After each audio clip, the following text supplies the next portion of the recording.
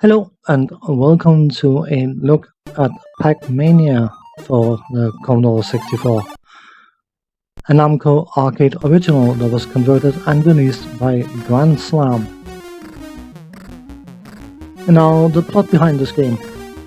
Huh, Pac-Man with a plot. Get real. There's no plot.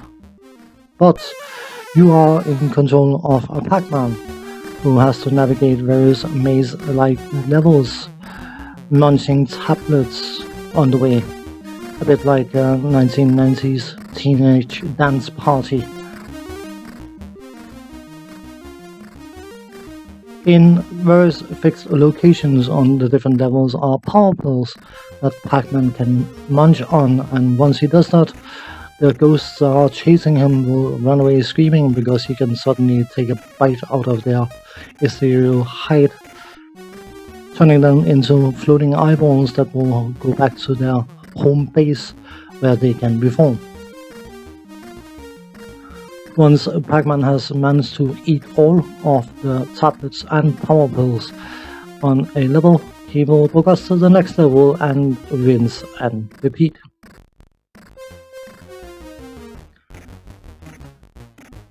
Now, this game, as you have likely gathered already, is a pseudo 3D kind of thing, and there has been various additions made to this game. I don't necessarily want to use the term gimmicks, but it is a bit gimmicky, because Pac-Man has been given the power to jump, which means of course that you can jump over ghosts chasing you until you reach a certain level where they will jump as well as you do, so that effect is quickly taken away from you effectively. But obviously also the change to an isometric viewpoint makes a huge difference in the feel of the gameplay, even though the gameplay is exactly the same as every other Pac-Man game ever made. A minor difference, but an important one, is the fact that instead of being chased by 4 ghosts, which is usually the case in Pac-Man, you are being chased by 6 of them. Meaning, of course, that it becomes incredibly easy for the ghosts to just hover around the last 3 or 4 tablets, pills, whatever you call them, that you need to pick up. Meaning that the difficulty can be annoying more so than challenging. You know what, let's just do the technical stuff. From a graphical point of view, it's Pac-Man. I mean, there's only so much you can do with Pac-Man without turning it into not Pac-Man. And as such, I would say the graphics follows the trend of what you assume Pac-Man to be or look like. I have to admit, I do find the 3D isometric kind of thing to be surprisingly effective, and it doesn't feel jarring or out of place in any way, shape or form.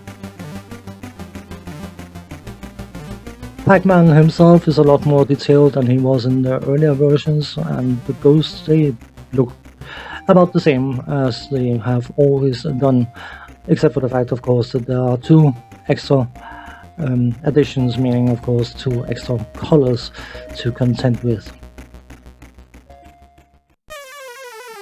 From a sound design point of view kind of thing, I will be covering the music first because the gameplay you see currently has the music playing.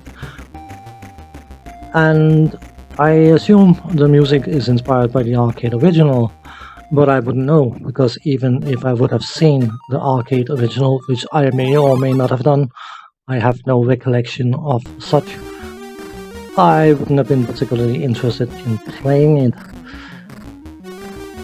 But the music, it's not a bad quality, but I find it to be incredibly dull and monotone.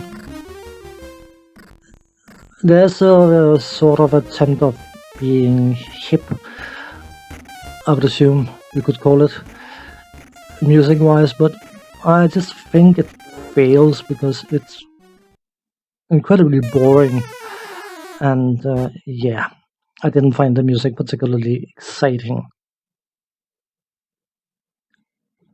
The sound effects quality in and by itself is fine and actually quite decent, but of course, because it is a Pac-Man game, you're going to hear the same sound effect over and over and over again.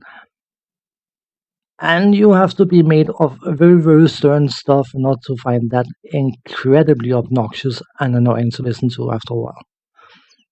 That is just the nature of the game. Certain people might find it enchanting, but personally, I didn't at all. The controls are what you would expect them to be: left, right, up, down, will do exactly as described. And because, of course, Pac-Man can jump, you can use the fire button to jump. Because there is a certain amount of time between hitting the fire button and Pac-Man actually reaching the apex, I think it's called, of his jump, you have to make sure to jump significantly earlier than you may think. And as I was indicating earlier, at later levels, the ghost will jump when you do. So if you are facing a ghost and you try to jump over it, it will jump at the same time as you, making sure that you are hit in mid-air. I guess when you have a good idea, you want to try and get the most out of it, which is definitely what feels to be the case of this particular game. The basic loop of Pac-Man is incredibly simple, but despite that fact, it has a much larger fan base than I actually anticipated. Don't get me wrong, I'm not trying to be dismissive in any way, shape, or form. My personal viewpoint is I can take Pac-Man or leave it. I would heavily play it for a few minutes when I see it, but it's not something I would necessarily seek out to play. But sometimes it feels like additions made to existing games are just excuses for re-releasing the same material.